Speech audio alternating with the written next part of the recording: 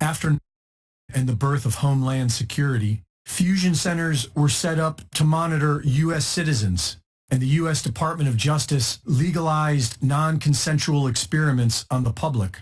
These fusion centers employ civilians to target individuals and harass them, intimidate them, vandalize their property, and interfere with their day-to-day life.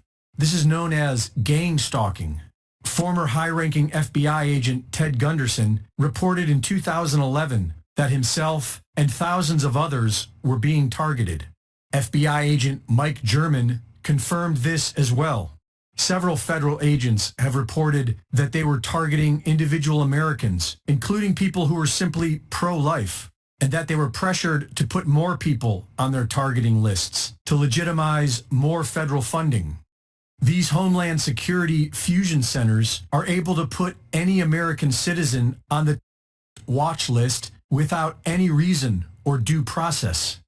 In 2012, NSA whistleblower William Binney reported that the feds are conducting comprehensive surveillance on nearly every U.S. citizen and targeting whomever they please. In 2014, Glenn Greenwald exposed the methods used to target individuals, such as hacking into people's social media accounts, posing as that person, and contacting their friends and coworkers. TargetedJustice.com is currently working on suing the federal government for targeting individual U.S. citizens with different high-tech weapons, including directed energy weapons. The Havana Syndrome, when diplomats in Cuba were attacked with directed energy weapons, was not an isolated event. There are thousands of individuals who claim to be under this same sort of attack, and they have the scars to prove it. As far back as 1976, the technology to remotely alter brainwaves has existed, including voice-to-skull technology that allows the government to directly transmit voices into people's brains. As bad as all this is, it is likely to get much worse. In 2017, Dr. James Giordano gave a lecture on the latest government technologies to target individuals, such as neuroweapons to control brain function and modify memories. I'm looking to target key individuals who may then be influential to relative aspects of their representative groups. I can affect individuals' brain functions in a variety of different ways, both positively and negatively, by engaging or disengaging nodes and networks of the brain that therefore affect their cognitions, emotions, and ultimately their behaviors. Something my colleague Jamie Canton likes to play with an awful lot is the idea of specialized neural operations.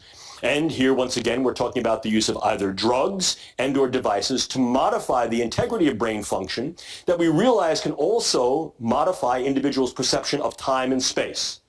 We talked earlier about how these may be used in interrogation scenarios, and this too may be used against key individuals to be able to modify their perception of time, their perception of what occurred and what did not, memory modification, etc. Nanoparticulates that can give an individual a stroke. So what we're able to do here is infiltrate the brain space with nanoparticulate matter that aggregates in situ, on site in the brain. And does one of two things: either penetrates from the vascular space, gets in through the bloodstream, gets in through the nose, through the mucosa, or infiltrates the vascular space and clogs it. What is the result? What's called a nanoparticulate stroke, or a hemorrhagic diathesis, fancy word, for it's a predisposition to individuals having brain bleeds. He explains how they can make people sick with an undetectable illness to make them go crazy. What I'm doing is I'm using a dispersion methodology to be able to infect sentinel cases with a highly morbid condition. These individuals complain. Again, this is a central nervous system condition. So they're complaining of whatever the bug may do. It'll produce some cascade of neurological and neuropsychiatric signs and symptoms. What I've now done is I've got every individual who is diagnostically hypochondriacal, and I've got every individual who's the worried well flooding the public health system, banging on the door. The CDC comes back and says, nonsense, that's not real. I come back and say, that's fake news. He says they can already control insects. I infiltrate that bug's nervous system and I control the way it moves. By controlling the way it moves, I control the way it goes. I control its wings pattern. I control where it hovers, where it flies, where it articulates. And what I can also do is I can then couple this to a very, very small scale set of either biosensors or cameras. And what I basically have here is a biodrone. I can go one step further, and I can also impregnate that individual organism, with a very small-scale weaponizable delivery mode. In other words, if I'm using a very, very small-scale bio, such as a very potent organotoxin, or the delivery of a very small level of microbes that we know can either replicate and infect, or is genetically modified to have a very, very high morbidity effect, I can then utilize this not only as a reconnaissance drone, but also as an infiltrative weaponizable drone that can then deliver some payload. Immediately following the death of Nikola Tesla, Dr. John Trump, an electrical engineer with the National Defense Research Committee of the Office of Scientific Research and Development, and interestingly, President Donald Trump's uncle, was called in to analyze the Tesla papers. After only 3 days, John Trump officially concluded that Tesla's work was primarily speculative and did not include workable methods. We are then told that most of Tesla's papers disappeared, but his work most definitely quietly continued. Heavily funded military projects studying the Tesla particle beam are reported, but more interesting than that is the mystery of systems in rotation. Spin. Although everything down to the electron seems to be spinning, there is no official study on the science of spin or rotation. But there are fragments and clues that suggest major governments have been secretly studying the science of rotation ever since World War II, calling it hyperdimensional physics or torsion physics. Bruce De Palma's spinning ball experiment from 1977 is simple enough for anyone to repeat. 2 steel balls are repeatedly launched with equal force. One is spinning, the other is not. The spinning ball consistently flies higher and falls faster than the other. This is in direct violation of both Newton's laws and Einstein's relativity. Modern science cannot account for this energy. The top secret so-called Nazi Bell project allegedly involved 2 counter-rotating cylinders and produced anti-gravity UFO-like effects. And now the US Navy appears to be going public with this science. They claim to control inventions that change the fabric of reality.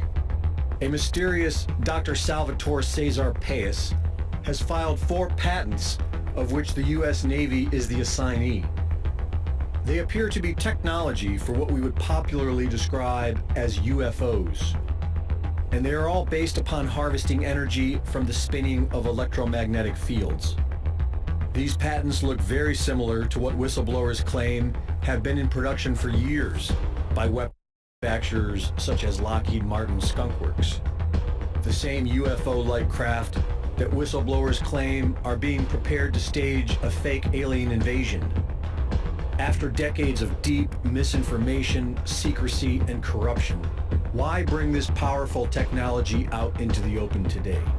The Chief Technical Officer of the Naval Aviation Enterprise claims that the U.S. needs these patents because the Chinese are already investing significantly in these technologies.